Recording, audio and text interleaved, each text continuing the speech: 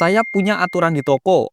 Kalau ada selisih stok, karyawan harus patungan buat nutupin selisih itu. Tapi kasus selisih stok tetap terjadi. Gimana ya caranya supaya stok nggak selisih tanpa harus nyusahin karyawan? Pak Bagus, Klaten.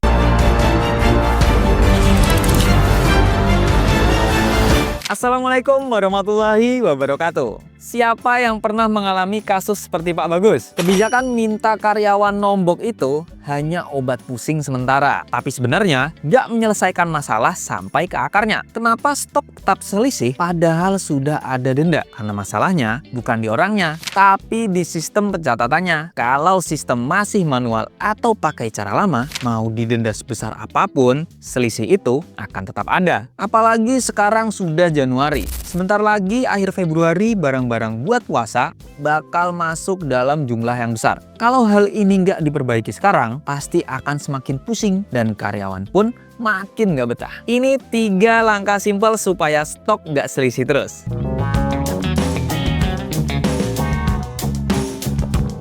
Pertama, tinggalkan catatan kertas. Jangan lagi mencatat di sobekan dus rokok atau kertas yang gampang hilang. Itu rawan terselip atau lupa kecatat pas toko lagi ramai. Mulailah pakai sistem yang real time. Begitu barang di-scan di kasir, stok di gudang langsung berkurang detik itu juga. Jadi nggak ada lagi nih cerita lupa nyatet. Kedua, rutin cek kartu stok. Jangan tunggu selisihnya numpuk baru ribut. Kita harus bisa cek mutasi barang kapan aja. Siapa yang terima barangnya, jam berapa terjualnya, dan siapa kasirnya. Kalau ada sistem yang transparan, karyawan pun akan merasa tenang karena kerjanya diawasi oleh sistem yang jujur, bukan perasaan curiga dari pemilik toko. Ketiga, stok opnam harian, mingguan, dan bulanan. Jika toko teman-teman itemnya banyak, stok opnam bisa dilakukan secara bertahap. Misal, stok opnam harian untuk produk-produk yang nilainya tinggi, seperti susu atau parfum. Lalu stok opnam mingguan yang bisa dilakukan untuk produk yang perputarannya cepat, tapi rawan hilang. Selanjutnya, teman-teman bisa melakukan stok opnam bulanan untuk keseluruhan barang. Ini jauh lebih ringan daripada menunggu sampai akhir tahun. Nah,